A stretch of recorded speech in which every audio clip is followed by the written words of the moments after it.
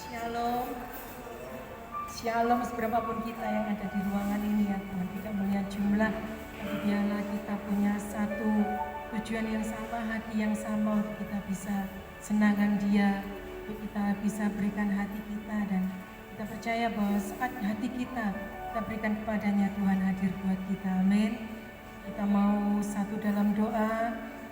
Terima kasih ya Tuhan, Kau baik buat kami. Kau menghentar kami di tempat ini karena Engkau baik ya Bapa. Tidak jemu-jemunya mulut kami mengucapkan betapa kami bersyukur dan kami bangga memiliki Allah seperti Engkau, Allah Bapa yang baik. Kami percaya Tuhan, Kau mengetahui keberadaan kami semua yang ada di ruangan ini. Setiap kami ya Tuhan yang beribadah di rumah masing-masing juga kami percaya ya Bapa, Kau sendiri yang menolong, Kau yang memimpin kami. Dan di saat kami menyembah Engkau, di saat hati kami hanya untuk Engkau, di situ hadirat-Mu akan hadir ya Bapa. Dan Kau akan melawat kami, melampaui apa yang kami mampu kerjakan ya Tuhan. Kau akan mengerjakan apa yang menjadi bagian-Mu, dan kami akan mengerjakan apa yang menjadi bagian kami ya Bapa. Terima kasih Tuhan, terima kasih. Kami mengucap syukur, kami mau tinggikan Engkau, kami mau sembah Engkau ya Bapa. Amin Yesus. Tuhan hadir di bait kudus-Nya saat umat mencari wajah-Nya, berseru, berdoa, bersujud menyembah dan menikmati kehadiran-Nya. Yakinkan bahwa Tuhan ada di tempat ini. Tuhan mau dekat dengan umat-Nya yang datang dengan segenap hatinya, hanya berseru, berseru, berdoa, bersujud menyembah dan menikmati kehadiran-Nya. Amin. Hadirat-Mu memenuhiku. Kami percaya hadirat-Mu sudah ada di ruangan ini ya Bapa, dan kami siap untuk meninggikan Engkau Tuhan. Oh, dan ku tersungkur menyembah-Mu, yang ku nampak hanya kemuliaan-Mu. Saya jemput Bapak Ibu untuk bangkit berdiri. Kita mau hormati kehadiran Tuhan bagi kita. Tuhan hadir di bait kudus-Nya saat umat mencari wajah-Nya, berseru, berdoa, bersujud menyembah dan nikmati dan menikmati kehadiran-Nya. Karena Tuhan mau dekat, Tuhan mau dekat dengan umat-Nya yang datang dengan segenap hatinya,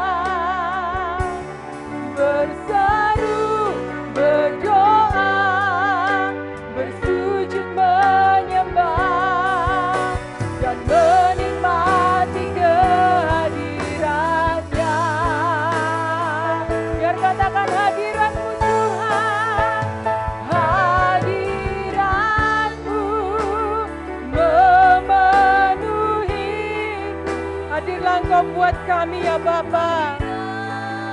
Kudus-Mu penuhi bait-Mu, dan ku tersungkur menyembah-Mu, yang ku nampak hanya kemuliaan hadirat-Mu, hadirat-Mu memenuhi. Kami mau sambut hadirat-Mu ya Tuhan. Amin. Penuhi bait-Mu, dan ku tersungkur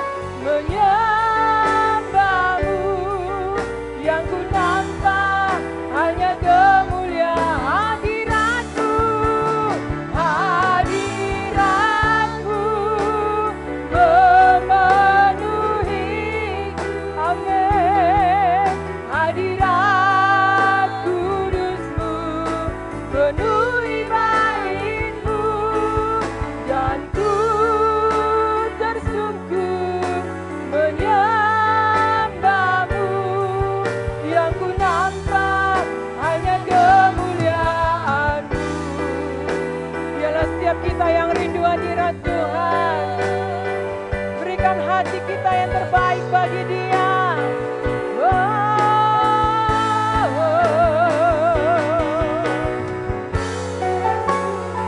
Terima kasih Tuhan. Kami tahu Engkau ada buat kami. Engkau selalu ada bagi kami ya Bapa.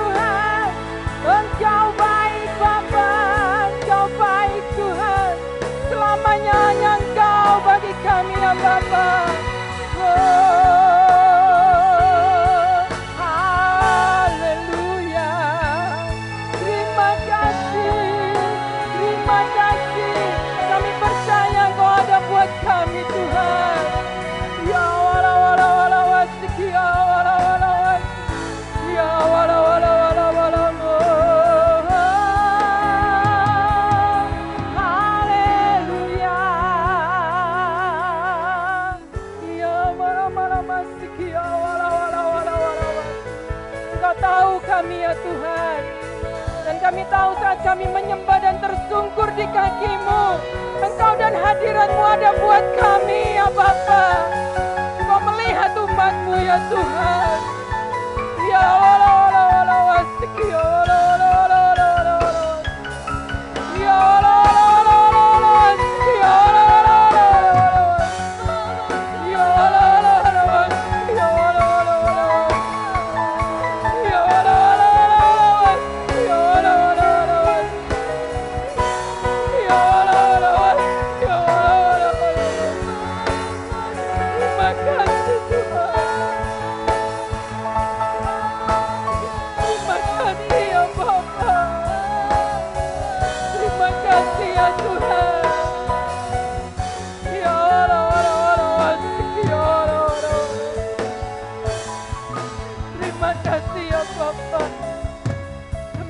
hadirat-Mu ada buat kami. Hadirat-Mu Tuhan. Satu kerinduan kami menikmati Engkau siang ini ya Bapa.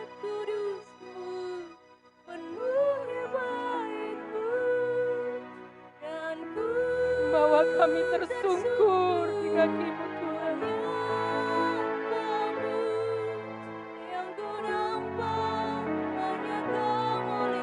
Hanya hadirat-Mu.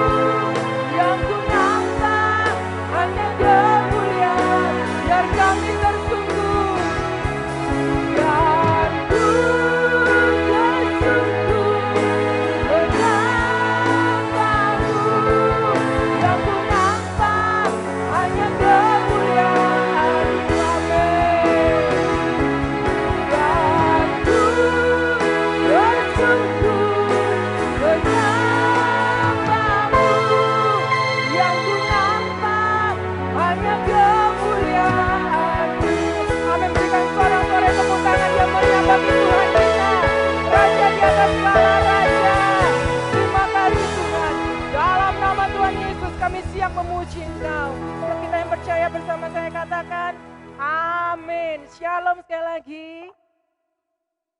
Kurang semangat. Shalom.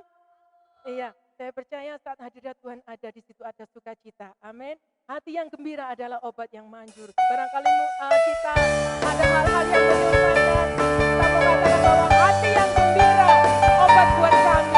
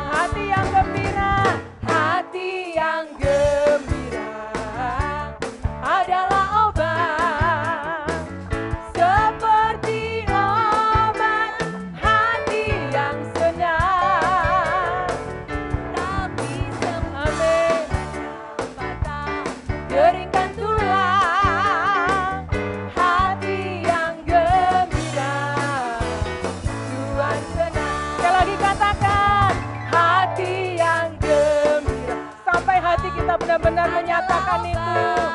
Amin. Seperti obat hati yang senang, tapi semangat yang patah keringkan tulang. Hati yang gembira, Tuhan senang. Hati yang gembira, hati yang gembira, Tuhan senang. Katakan hati yang gembira, Tuhan senang. Amin. Tetap berdiri. Pujian yang katakan bahwa hati yang gembira adalah obat. Kalau kita bergembira saat segala sesuatunya itu aman, itu mudah. Tapi bagaimana saat situasi menekan atau banyak hal yang menimpa kita, tapi kita tetap bergembira. Itu adalah sukacita yang luar biasa, kemenangan dari Tuhan. Amin. Bila kita menyembah Dia dan kita terus nyatakan, tidak ada satupun yang dapat menghalangi kasih Tuhan buat kita.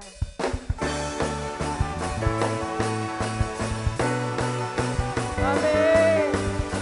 Kalau Tuhan mau mengerjakan sesuatu, tidak ada yang bisa menghalangi Dia. Segenap manusia menyembah indah kemuliaan-Mu Bapa. Kau angkat kami dari kegelapan, hanya untuk nyatakan bahwa Dia hebat. Sungguh Kau Yesus yang terhebat. Tiada satupun dapat menghalangi Engkau. Tiada satupun dapat menghalangi Engkau. Ini yang terbaik dan menjadi bagian hidupku. Amin. Dari kemuliaan sampai kemuliaan, Engkau membawaku semakin bersinar. Terbang bersamamu, terbang semakin tinggi. Nyatakan Tuhan bagi hidup ini, sinar kemuliaan-Mu. Amin. Dialah hanya kemuliaan Tuhan yang nampak bagi kita.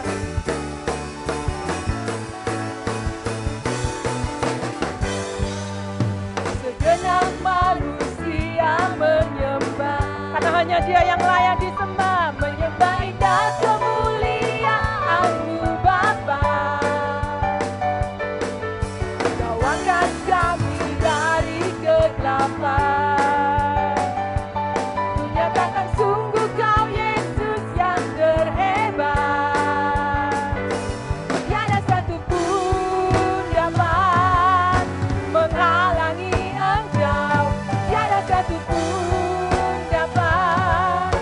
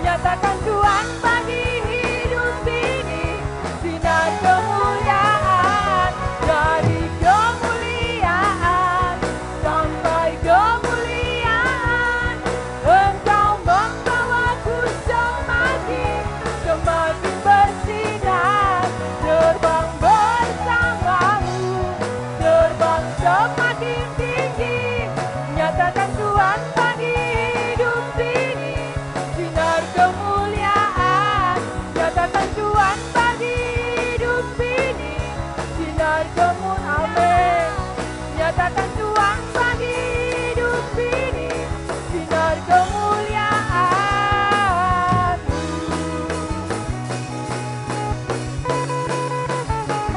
Amin.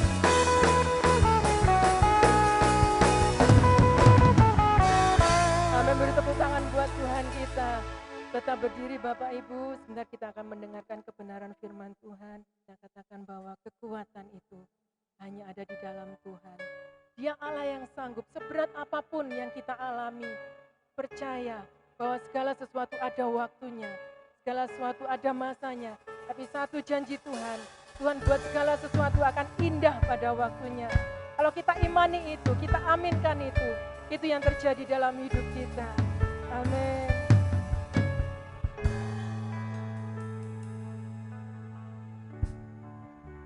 Kekuatan di jiwaku, ketenangan batinku, hanya dalam Engkau, hanya dalam hadirat-Mu ku menyembah-Mu. Bahwa kami tersungkur Tuhan,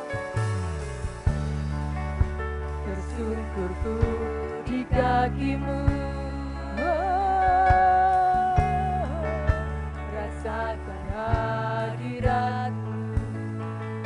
Bahwa kami Tuhan takkan melepaskan-Mu, Kau cahaya bagiku, mengiringmu seumur hidupku.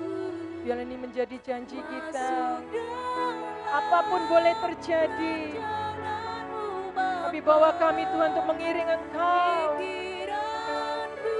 Amin. Kehendakku ku serahkan padamu, karena hanya Engkau harapan kami. Engkau melihat umat-Mu siang ini ya Bapa. Pengharapan kami hanya dalam Engkau. Bersama-Mu Tuhan, jadikanku bejana-Mu untuk kemuliaan. Hanya mengiring-Mu seumur hidupku, masuk dalam rencana-Mu Bapa. Pikiranku, kehendakku, hanya Engkau yang ambil alih. Ku serahkan padamu, harapanku hanya di dalam-Mu. Bahwa kami teguh Tuhan, kami akan berdiri sebagai laki-laki ya Bapa.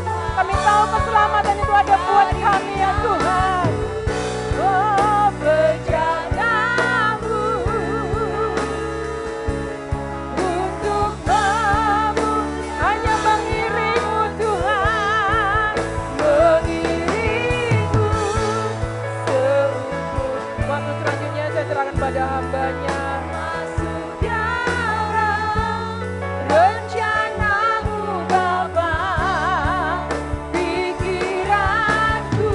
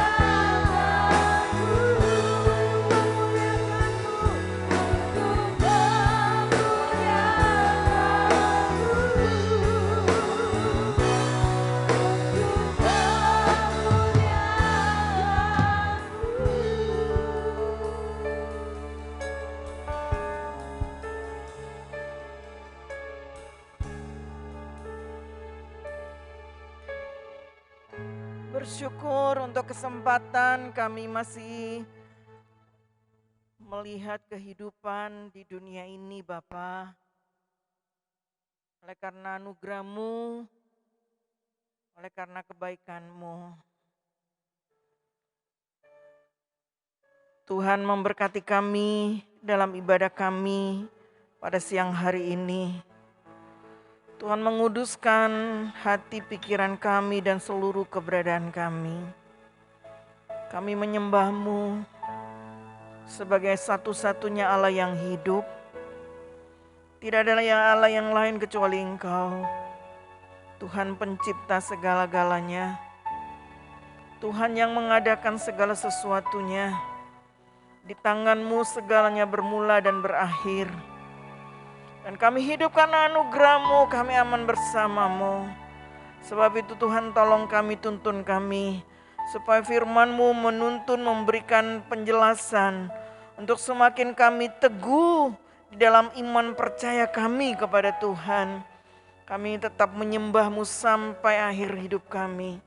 Selama-lamanya. Terima kasih Bapa. Dalam suasana siang hari ini, kiranya Tuhan menolong kami untuk menahan lelah kantuk. Kuasa Allah, Roh Allah yang bekerja memberikan gairah semangat untuk kami memuji Tuhan, menyembah Tuhan dan mendengarkan Kau berfirman. Berbicara bagi kami semua siang hari ini. Kami siap mendengarkannya. Dalam nama Bapa, Putra dan Roh Kudus, kami sudah berdoa. Amin. Selamat siang, silakan Bapak Ibu untuk duduk. Shalom Bapak Ibu, kiranya Tuhan kasih kekuatan ya untuk kita bertahan. Baik Bapak Ibu, saya akan mengajak kita untuk belajar siang hari ini. Ya, satu tema sederhana. Tapi saya memang akan berusaha untuk menyelang. Kadang-kadang akan mengisi khotbah dengan pengajaran karena memang itu perlu gitu ya. Kita akan buka aja dulu langsung PowerPoint-nya, kita tolong apa ya. Yesus disembah itu sebuah pertanyaan ya. Saudara, dalam Matius 4 ayat 10 kita langsung saja. Ayat ini yang seringkali bisa ditafsirkan secara berbeda dengan orang-orang tertentu, khususnya yang mencoba untuk tidak mempercayai bahwa Yesus itu Tuhan gitu ya. Matius 4 ayat 10 berkata demikian, maka berkatalah Yesus kepadanya, nyahlah iblis sebab ada tertulis, engkau harus menyembah Tuhan Allahmu dan hanya kepada Dia sajalah engkau berbakti. Saudara, dengan penjelasan siang hari ini saya berharap bahwa kita tidak akan ragu-ragu untuk menyembah Yesus sebagai Tuhan. Ya, karena itu yang seringkali dipertanyakan dan diragukan. Tapi kita harus yakin bahwa Dia itu Tuhan, gitu ya. Ayat di atas seringkali ditafsirkan atau disalah tafsirkan, disalah artikan sebagai bukti bahwa Yesus bukanlah Allah. Karena Yesus sendiri berkata kepada iblis bahwa menyembah hanya kepada Tuhan Allah saja. Jadi kesimpulan orang ayat ini mengatakan kalau gitu jangan menyembah Yesus. Tapi apakah benar penafsiran seperti ini gitu saudara? Karena begini ya, untuk menafsir Alkitab ada cara. Yang pertama itu Alkitab menafsirkan Alkitab, artinya tidak boleh mencari yang lain dulu gitu ya. Karena artinya ada sebuah kebenaran yang disampaikan tidak mungkin bertentangan satu dengan yang lain. Artinya seluruh Alkitab itu ketika membicarakan kebenaran itu akan sinkron gitu ya. Dan setelah itu baru melihat budaya dan lain sebagainya. Nah, apakah pendapat ini benar bahwa kalau Yesus berkata, nyala iblis ada terus engkau bahwa menyembah Tuhan Allah saja. Berarti saudara, latar belakang ayat ini, Yesus kan dibawa ke bubungan, dibawa ke bukit ya setelah dia berdoa puasa, lalu dicobai oleh iblis. Nah pada waktu itu iblis bilang gini, ayo sembahlah aku. Kalau engkau sujud menyembah kepadaku, maka seluruh dunia ini akan kuberikan kepadamu. Saudara kan tanya, kenapa kok iblis ngomong begitu? Kok sepertinya punya dia kuasa dunia ini? Saudara, kalau saudara kembali kepada kitab Kejadian, bahwa dunia ini sebenarnya dipercayakan kepada siapa oleh Allah? Kepada manusia. Ya. Dikatakan setelah Allah menciptakan segala-galanya, kemudian Allah menjadikan manusia dan memberikan mandat. Tuhan bilang begini, pelihara bumi ini, taklukkan, kuasai, ya. Bahkan semua ciptaan-ciptaan yang ada di dalamnya untuk dikuasai. Artinya mandat itu, kuasa itu diberikan kepada Allah, oleh Allah kepada manusia. Tapi dalam Kejadian pasal 3 terjadilah maka manusia memilih untuk tidak tunduk kepada Allah, tapi dia turun di bawah perintahnya iblis. Sejak itu iblis ngomong, nah sekarang kamu di dalam kuasaku. Dan semua yang ada di dunia ini yang dipercayakan kepada manusia itu juga akhirnya jatuh ke tangan iblis. Nah saudara, harusnya manusia berada tidak di bawah kekuasaan itu kalau manusia di bawahnya Tuhan. Nah ada cara untuk kita mengalahkan iblis, firman Tuhan katakan tunduklah kepada Allah kan gitu ya, lawan iblis. Kalau ketika kita menempatkan diri tunduk di bawah kekuasaan Tuhan, jadi kita akan terangkat dengan kuasa Allah, maka kita akan mengalahkan kuasa setan. Itu teorinya saudara, makanya firman Tuhan tunduklah kepada Allah, lawanlah iblis, maka dia akan lari kepadamu. Jadi orang yang takut Tuhan, tunduk sama Tuhan, baru bisa perintahkan iblis pergi. Baru bisa melawan iblis, kuasa iblis setan. Gitu ya. Jadi kalau saudara tunduk dan takut kepada Allah, gak usah takut sama setan. Kan cuman itu toh kekuasaan di dunia, setan, Tuhan atau hantu. Kan gitu. Kalau kita di dalam kuasa Tuhan pasti kita gak takut. Oke, balik lagi ke sini. Namun benarkah penafsiran tersebut? Tadi saya katakan penafsirannya bahwa kalau Yesus bilang hanya kepada Allah saja menyembah, maka kamu nggak boleh menyembah Yesus gitu. Nah jadi kadang konteks ini iblis mencoba Yesus, meminta Yesus menyembah dia atau menyembah iblis. Tapi kenapa? Mengapa iblis meminta Yesus untuk menyembahnya? Saudara, kan di satu sisi pada waktu itu kan Yesus manusia kan. 100% manusia karena dikatakan itu daging. Yohanes 1 menyebutkan itu menjadi daging, berarti memang daging. Daging yang punya daging itu manusia. Firman menjadi daging, disebutkan begitu, yang punya daging itu manusia. Jadi firman menjadi benar-benar punya daging seperti kita, kan gitu. Makanya iblis juga mencoba, dia tahu dia Tuhan kok. Kenapa? Ketika Yesus mengusir setan-setan, ketika murid-murid orang-orang mencoba untuk menghalau iblis, dia pernah berkata begini, aku tahu dia siapa. Maksudnya aku tahu kalau Yesus itu Tuhan. Iblis tahu loh. Kamu tahu, aku tahu kalau engkau Tuhan, anak Allah. Aku tahu. Gitu. Nah sehingga ketika dia mencoba mengatakan itu kepada Yesus, sebenarnya dia tahu posisinya Yesus itu siapa. Nah saudara, karena iblis tahu, makanya dia mencoba begini.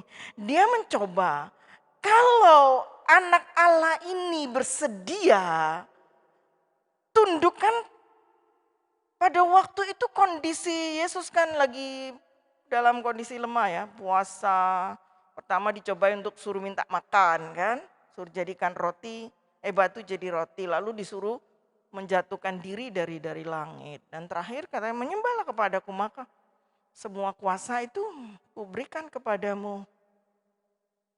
Nah iblis mencoba walaupun dia nggak benar-benar yakin bahwa itu bisa. Tapi dalam kelemahan dia sebagai manusia itu dia coba.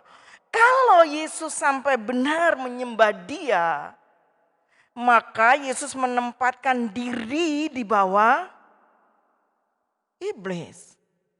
Dengan demikian maka dia membuat anak Allah menyembah kepada iblis. Dengan demikian membuat, nah kamu bukan Tuhan. Kalau sampai Yesus menyembah kepada iblis, maka dia bukan Tuhan. Yang menyembah iblis siapa? Manusia. Saudara, kok? Ya saudara coba lihat.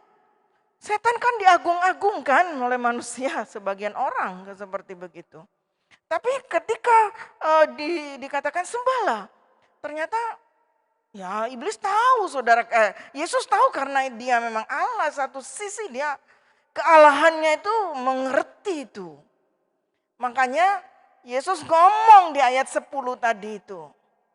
Kalau dibahasakan sehari-hari bilang begini, bukan aku yang menyembah kau yang harus menyembah aku. Ketika Yesus ngomong gitu mestinya dia memposisikan dirinya sebagai bagian dari Allah Tritunggal. Menempatkan dia dalam bahasa sederhananya, bukan aku yang menyembah kamu, harusnya kau yang menyembah aku karena aku ini Tuhan. Itu secara eksplisit saudara. Ya mari kita melihat bagian-bagian yang lain ayat Alkitab yang mendukung itu. Yang menunjukkan bahwa Yesus memang Tuhan. Bukti ayat bahwa Yesus disembah. Orang-orang menyembah Yesus termasuk juga rasul-rasul. Ini berapa ayat saya cuplik supaya kita baca-baca saja ayat Alkitabnya saudara. Dalam Matius 8 ayat 2 katakan, maka datanglah seorang yang sakit kusta kepadanya. Lalu sujud menyembah dia dan berkata, Tuan, jika Tuan mau, Tuan dapat mentahirkan aku. Dikatakan ini sujud menyembah. Siapa yang disembah? Yesus. Nanti dulu ya, nanti disimpulkan. Matius 9:18. Sementara Yesus berbicara demikian kepada mereka, datanglah seorang kepala rumah ibadat, lalu menyembah dia dan berkata, anakku perempuan baru saja meninggal, tetapi datanglah dan letakkanlah tanganmu atasnya, maka ia akan hidup. Saudara, ini anak kepala rumah ibadat itu ya. Dan dia datang menyembah Yesus. Matius 4 ayat 33. Dan orang-orang yang ada di perahu menyembah dia katanya, sungguh engkau anak Allah.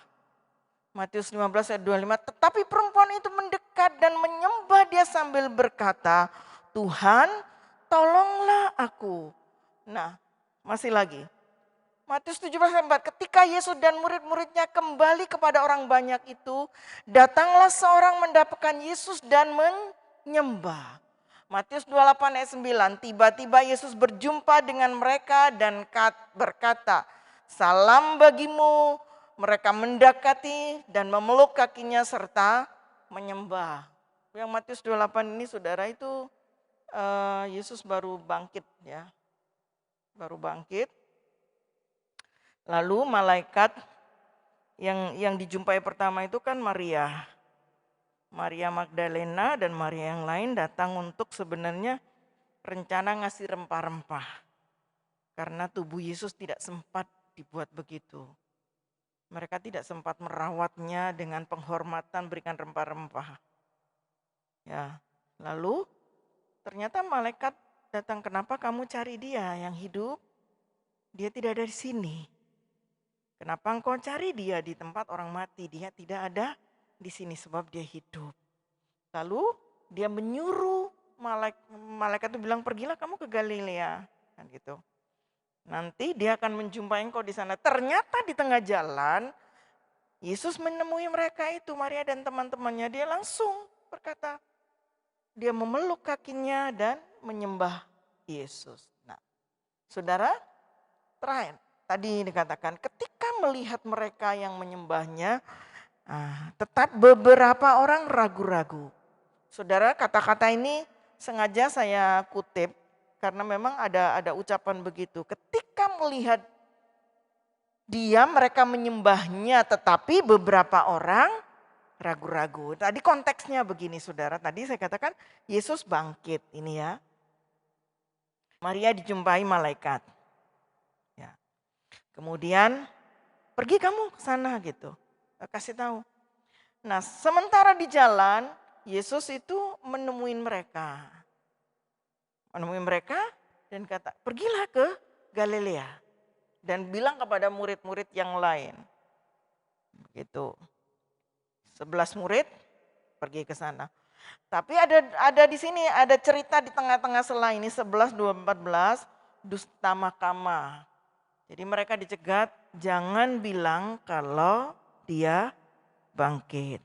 Bilang bahwa dia dicuri. Nah berita itu tersebar sebagai dongeng kemana-mana sampai sekarang ada terdengar itu bahwa Yesus tidak bangkit. Tetapi dia dicuri, dialihkan, dipergikan dan sebagainya. Tetapi dikatakan itu disuap, dikasih duit.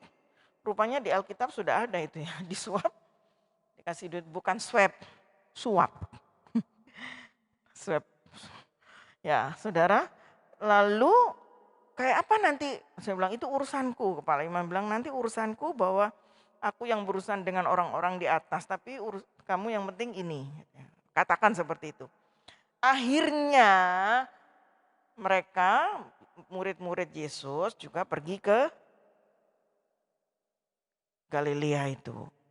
Kemudian di sanalah Yesus menjumpai mereka, yaitu karena Yesus baru bangkit. Jadi dikatakan terbelah dua pendapat. Ada yang langsung yakin, ada yang, hah iya tah gitu. Makanya di sini katakan maka melihat dia mereka langsung menyembah, tapi berapa orang ragu-ragu. Itu kan setiap kali itu manusia itu terbagi, tidak selalu sama saudara. Ada orang yang begitu langsung respon kepada hal-hal rohani dikasih tahu, gitu, oh iya gitu ya. Antusias, exciting. Tapi ada juga yang orang, mesti contohnya lihat mujizat gitu ya. Ada orang yang begitu langsung, luar biasa Tuhan percaya begitu. Tapi ada beberapa orang, sebagian orang juga yang, iya tah, masa begitu gitu. Dan itu jenis manusia seperti itu saudara. Ada yang begitu langsung antusias kepada hal-hal rohani, tapi ada yang enggak gitu. Makanya di sini dikatakan maka beberapa mereka ragu-ragu. Benar tah ini Yesus tah gitu. Masih lihat malah ada Thomas bilang begini. Kalau dikasih tahu sama yang lain, dia guru lo bangkit. Halah. Dia bilang kalau tangan jariku tuh enggak masuk di lubang bekas pakunya aku enggak kira percaya. Ada orang jadi begitu kan saudara. Ya kan? Ada yang baru dikasih tahu ya mas percaya. Ada yang siapa itu Cornelius siapa lupa.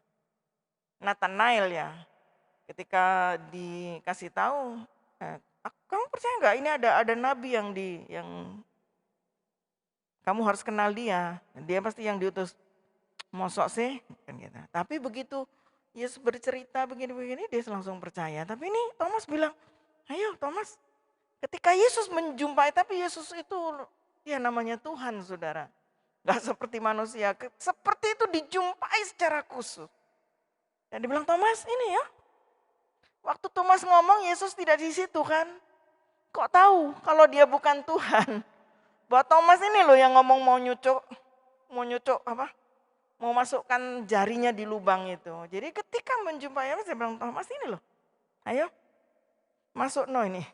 Kan gitu. Begitu ditunjukkan begitu Thomas langsung. Tapi pengakuannya dia bilang ya Tuhanku ya Allahku. Dia langsung percaya bahwa ini Tuhan. Ya Tuhanku ya Allahku. Dia ini Tuhan dia Allah. Nah, selanjutnya saudara. Nah dari ayat-ayat yang kita baca tadi kita dapat melihat bahwa Yesus menerima penyembahan dari orang-orang tersebut. Termasuk para rasul. Dan sama sekali tidak menolak penyembahannya. Nah, orang zaman dulu apalagi orang Yahudi paling hati-hati terhadap sikapnya terhadap Allah. Jadi jangan sampai orang salah menyembah dan tidak menyembah Allah. Nah, pertanyaan jika Yesus bukan Allah, mengapa dia tidak menolak penyembahan mereka? Kalau dia memang guru yang paling baik gitu ya. Dia tahu bahwa perjanjian dari awal Tuhan mengajarkan kepada Musa yang pertama, jangan ada padamu Allah lain dan jangan sujud menyembah kepada yang lain kecuali Allah. Nah, kalau Yesus itu bukan Allah dan dia membiarkan dirinya disembah, berarti dia mengingkari, dia mengajarkan yang salah kepada pengikutnya untuk menyembah dia yang bukan Allah. Jadi itu melanggar perintah hukum yang pertama yang diberikan oleh Taurat. Jangan ada padamu Allah lain, tapi kenyataannya Yesus tetap menerima penyembahan. Yang kedua, para rasul dan malaikat pun menolak untuk disembah. Ini ayat-ayatnya rasul-rasul. Nah, saudara, dalam kisah rasulnya ayat dikatakan, ketika Petrus masuk datanglah Kornelius menyebutnya dan sambil tersungkur di depan kakinya ia menyembah Petrus. Tetapi Petrus menegakkan dia, katanya, bangunlah, aku hanya manusia saja. Dan mereka yang melayani Petrus saja menolak. Kalau Yesus kan yang masa gurunya ngajarkan yang salah kan gitu. Artinya Yesus ini gurunya Petrus. Petrus saja tahu manusia tidak boleh disembah. Kalau Yesus sekedar manusia, sekali lagi tadi. Berarti dia sedang mengajarkan yang salah kepada pengikutnya. Lanjut saudara. Nah, dalam kisah Rasul 14, ini ada cerita saudara, panjang sebenarnya kisahnya itu. Barnabas dan Saulus itu mulai ke daerah Listra kalau nggak salah ya. Dia pokoknya dalam perjalanan penginjilan dia sudah mulai dianiaya orang, diajam. Tapi mereka tidak peduli, mereka terus. Sampai ke satu tempat, dia ketemu dengan seseorang yang lumpuh sejak lahir saudara. Sebenarnya dia itu sama orang-orang Yahudi diuber-uber loh. Kejar-kejar, tapi dalam perjalanan mereka pelayanan ketemu orang yang lumpuh sejak lahir. Jadi karena sejak lahir ya orang tahu dari kecil, oh itu ya anaknya si A gini. Nah lalu dalam singkat cerita bahwa Barnabas dan Paulus ngelihat ketika dia menyampaikan firman Tuhan, dia lihat dan dikatakan dalam firman Tuhan begini. Mereka melihat bahwa dia punya iman. Punya iman untuk ditolong untuk mengalami kuasa Allah. Lalu didoakan dan sembuh berjalan. Nah karena ini kejadian seperti waduh orang lumpuh sejak lahir kok bisa jalan. Langsung saudara mereka datang rame, pemimpin dari kuil-kuil itu datang bawa korban, bawa bunga segala macam. Dan mereka berusaha mengelulukan dan menyembah. Mereka ini siapa? Barnabas dan Saulus ini. Barnabas dan Paulus. Dan maka tadi itu dikatakan mereka menolak. Aku ini cuma manusia, enggak boleh disembah. Nah, dalam Wahyu pasal 5, nah, jadi Wahyu 22 di sini malaikat menolak untuk disembah. Wahyu 5 ayat 6-14 dikatakan malaikat di surga itu menyembah anak domba Allah. Nah bukti bahwa dia itu disembah terakhir Ibrani pasal 1 ayat 6. Ketika ia membawa pula anaknya yang sulung ke dunia, ia berkata semua malaikat Allah harus menyembah dia. Nah saudara, Allah memerintahkan para malaikat untuk menyembah Yesus. Nah sekali lagi dilogikakan. Kalau dia ini manusia, lalu Allah perintahkan untuk menyembah kepada manusia, kepada seluruh malaikat, berarti Tuhan Allah bersalah kan? Dia mengingkari sendiri firman yang dia sampaikan. Jika Yesus bukan Allah, mungkinkah Allah Bapa memerintahkan semua malaikat-malaikatnya melakukan yang salah? Jika Yesus bukan Tuhan, bukan Allah.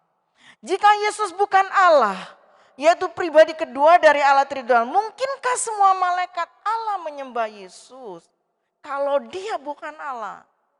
Maksud diperintahkan oleh Allah Bapa, tadi saya sudah jelaskan, menyembah kan berarti Allah membuat begitu banyak kesalahan, mengajarkan hal yang salah yang bertentangan dengan firman yang dia sampaikan sendiri untuk tidak menyembah kepada manusia atau apapun, dalam menyerupai apapun dikatakan toh di dalam Keluaran pasal 20 ayat 1 itu, jangan ada padamu dalam bentuk apapun, benda apapun, binatang apapun, gambar apapun, segala macam bentuknya yang disembah.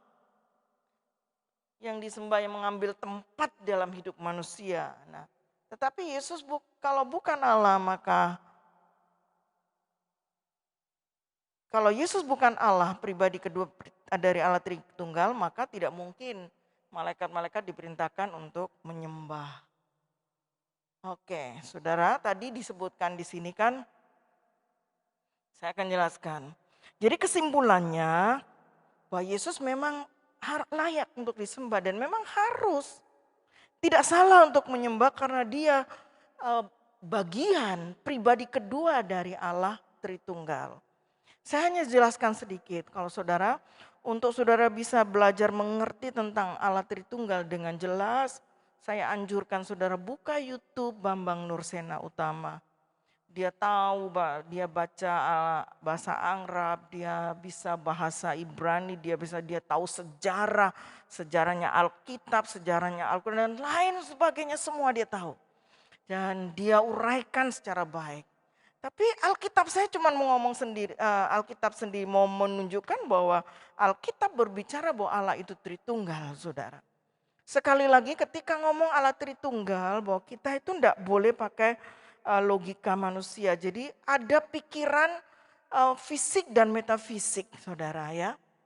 Ada yang bisa kita lihat dan yang tidak dilihat dalam kasat mata. Sama seperti kalau saya bilang ini di sekitar kini ada gelombang suara. Saudara ngomong kayak gitu sama anak TK ngerti nggak? Ada gelombang suara loh dek, di mana? Mana gelombangnya? Dia bayangkan air yang laut kan begitu. Nah, kita tahu dari mana? Ya buktinya kalau kita telepon nangkap. Buktinya kalau sudah putar radio bersuara itu namanya ada gelombang suara di udara ini. Dan kita bilang ada gelombang warna juga. Mana? Lalu ngomong sama anak-anak, merah apa kuning apa hijau? Ya berwarna-warni di mana? Kayak pelangi kah? Pelangi kelihatan. Tapi itu sesuatu yang tidak visible, nggak bisa dilihat, nggak kasat mata, tetapi ada, bukan? Kenapa? Makanya saudara nyetel HP bisa nangkap TV berwarna. Namanya ada gelombang warna, itu istilah-istilah yang ilmu pengetahuan ngerti itu dan itu berkembang. Nah, itu yang saya maksudkan, saudara. Jadi ketika berbicara Allah Tritunggal, ya kalau kita bilang seperti kita ngitung berarti kalau satu itu ya kalau tiga seperti 3 butir telur begitu. Itu yang fisik, tapi ada yang nggak digunakan seperti itu, saudara. Tapi sederhananya begini, manusia ini ada roh ya, ada manusia tubuhnya, ada rohnya. Tapi orang sering bilang begini, dari mana kamu mengenal seseorang? Dari bahasa, perkataan, begitu ya. Perkataan seseorang menunjukkan orang itu. Jadi ada manusianya, ada perkataan, ada rohnya. Itu kan? Itu loh Tritunggalnya manusia. Sederhananya begitu. Nah, Alkitab menuliskan dalam Kejadian 1 sampai 3. Di situ ada Allah. Pada mulanya Allah berfirman. Allah berfirman, ada Allah, ada firman. Lalu roh Allah melayang-layang di udara. Maka selanjutnya berfirman Allah, jadilah ini, jadilah itu, semua perkataan Tuhan. Jadi ada Allah, ada firman, ada roh. Nah, dalam Yohanes 1 dimulai dengan kalimat yang sama, pada mulanya. Saudara, kata pada mulanya itu menunjukkan itu awal dari semua. Sebelumnya tidak ada yang lain. Yohanes 1 dikatakan pada mulanya. Pada mulanya adalah firman. Kejadian 1 pada mulanya Allah berfirman. Pada mulanya adalah firman. Firman itu bersama-sama dengan Allah. Dan firman itu juga adalah Allah. Yohanes 1 katakan begitu. Tidak ada segala sesuatu yang jadi di dunia ini tanpa Dia. Ayat 3. Sinkronkan saudara. Allah Tritunggal menciptakan di dalam Kejadian 1 dan seterusnya. Dan Yohanes 1 ayat 3 menyebutkan begitu. Tidak ada sesuatu yang jadi tanpa Dia. Jadi Dia menciptakan. Lalu ayat 14 katakan dan firman itu menjadi daging. Jadi yang di dalam perjanjian lama itu perkataan Allah itu sekarang menjadi daging. Wujud bisa dilihat. Kalau saudara kata Isakah, saudara kita kembali seperti anak TK kalau nanya begitu. Apakah bisa lowong dalam Kejadian 1 semua itu dijadikan oleh Tuhan dengan perkataan. Jadilah terang. Maka jadilah tumbuh-tumbuhan. Jadilah binatang-binatang jadi. Ya kan? Sama dengan itu kalau sekarang Allah menjadi firman menjadi daging. Ya kan? Apa susahnya karena itu? Allah. Dan firman itu menjadi manusia dikatakan diam di antara kita. Jadi firman yang hidup, yang bisa dilihat, yang bisa diperhatikan oleh kita semua. Kenapa saudara? Tuhan sudah tahu kok. Dari awal sudah mencoba memperkenalkan diri kepada manusia dengan berbagai hal. Dengan tindakan-tindakan kebaikannya dan lain sebagainya. Tapi manusia belum sanggup untuk mengerti itu. Diberikan hukum dengan peraturan pun manusia gagal. Sebab itu Tuhan cari cara. Dan cara ini sudah dipersiapkan saudara. Minggu yang lalu saya sudah katakan kenapa harus Yesus. Kenapa? Saudara, ada dosa namanya dosa warisan yang tidak bisa diselesaikan dengan perbuatan kita. Dosa perbuatan itu yang Tuhan bilang jangan kamu mencuri, jangan kamu mengingini punya orang lain, jangan itu dosa perbuatan. Tapi itu yang Alkitab yang Paulus katakan, oleh karena satu Adam maka semua generasi sudah bersalah. Di mana? Secara rohani putus hubungan dengan Allah. Kematian itu yang pertama. Jadi manusia tidak memiliki lagi hidup kekal. Mati. Sebab itu Yesus datang dikatakan aku memberi hidup supaya yang mati ini dihidupkan memiliki lagi hidup kekal itu. Itu sebabnya harus Yesus datang. Waduh luar biasa kan saudara. Saudara kalau mengerti ini sebenarnya kagum gak sih, kita bangga loh punya Tuhan yang hidup, Tuhan yang memberikan jaminan dengan jelas. Saya sudah sebutkan dalam minggu yang lalu, bukunya Hamran Amri itu menulis bahwa mereka di dalam Al-Quran juga diceritakan tentang kejatuhan manusia secara bahwa manusia itu punya warisan, dosa warisan, kehilangan surga. Dan kita bilang mereka diusir keluar dari Taman Eden itu sebenarnya lambang manusia keluar putus dari hubungan kekekalan pada waktu itu mati. Dan manusia menderita di luar Eden itu saudara. Berapa waktu yang lalu saya jelaskan bahwa ada orang di Maron, anak baru lahir. Bukan di Maron ya, di desa apa begitu. Anak baru lahir, bayi baru lahir sudah ternyata terpapar COVID. Sebenarnya dari mana wong dia belum kemana-mana kan di dalam perut ibunya kan gitu. Nah berarti kan itu yang tadi saya katakan dari ibu kepada anak. Sama misalnya ada anak lahir kok sudah kena HIV. Nah itu juga dari darah seorang ibu yang mengandung dalam kondisi seperti itu namanya warisan. nurun DNA saudara.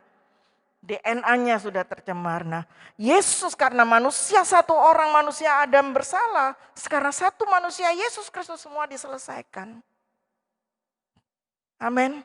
Jangan ragu-ragu menyembah Yesus karena dia adalah Tuhan. Dia bagian pribadi kedua dari Allah Tritunggal. Tuhan kiranya memberkati Bapak Ibu Saudara. Mari tetap setia, pegang teguh iman, percaya saudara kepada Dia yang sudah menyelamatkan kita. Dia yang sudah mengorbankan darahnya untuk menebus saudara dan saya, memberikan kehidupan kekal dan memberikan hidup yang layak. Karena dikatakan carilah dahulu kerajaan Allah dan kebenarannya. Yang lain itu akan jadi bonus yang diberikan oleh Tuhan kepada kita. Amin. Tuhan berkati. Kita tunduk kepala, kita berdoa. Bapa, kami mengucap syukur untuk kebenaran firman-Mu. Hamba-Mu terbatas menguraikannya, tapi Roh-Mu tidak terbatas. Engkau mengerti satu persatu pribadi anak-anak-Mu, dan biar mereka menangkap dengan pemahaman yang diurapi oleh Tuhan.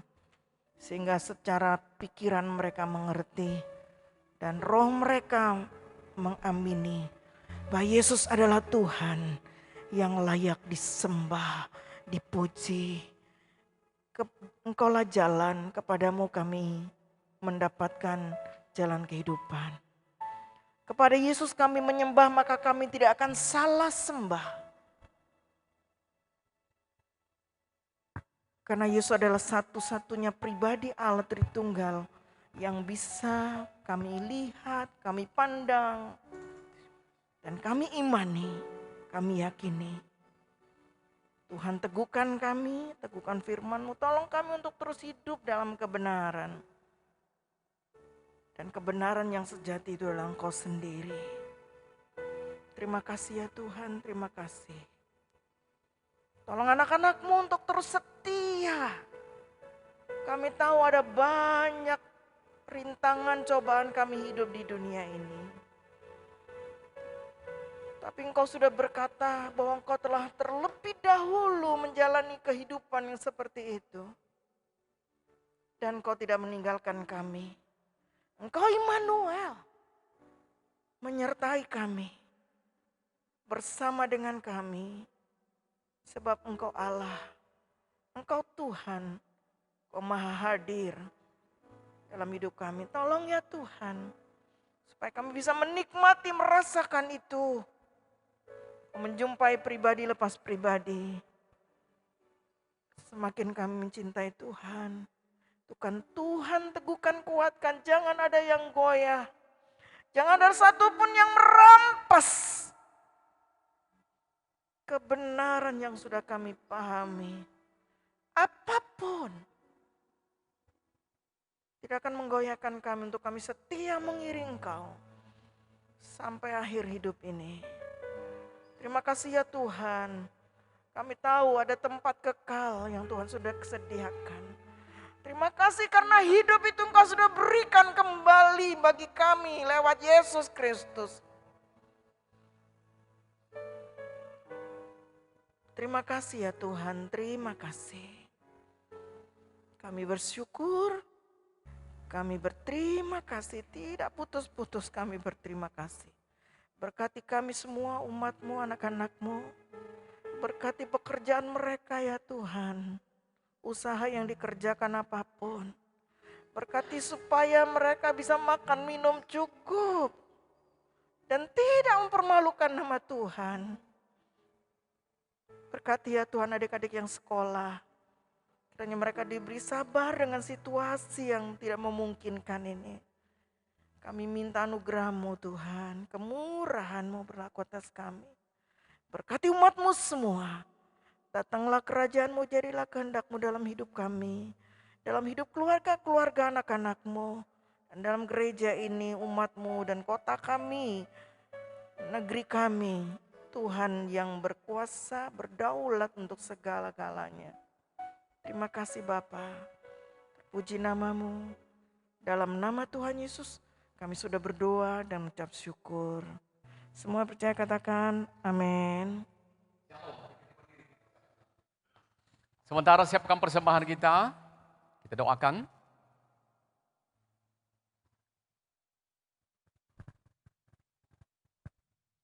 Oke. Mari kita angkat di hadapan Tuhan, kita berdoa, kita serahkan. Bapa di sorga, kuduskan hati dan pikiran kami.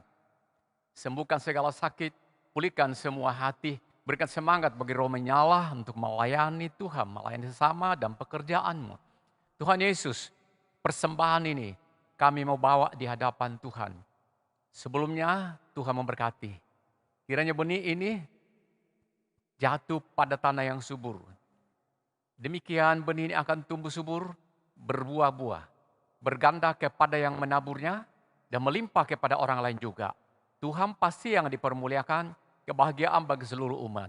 Terima kasih banyak, terima kasih banyak. Sekarang Tuhan kami doakan untuk pemerintah bangsa kami, Tuhan berkati. Kami berdoa Tuhan, kiranya masalah yang terjadi sekarang ini, belum ditemukan titik temunya, supaya semua dibahagiakan, disejahterakan, di Indonesia. Tuhan memberkatinya.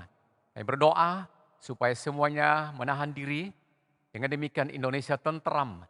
Tetap menyembah Tuhan yang menyembah Allah. Ya Tuhan Allah kami. Berkati Jawa Timur, Probolinggo.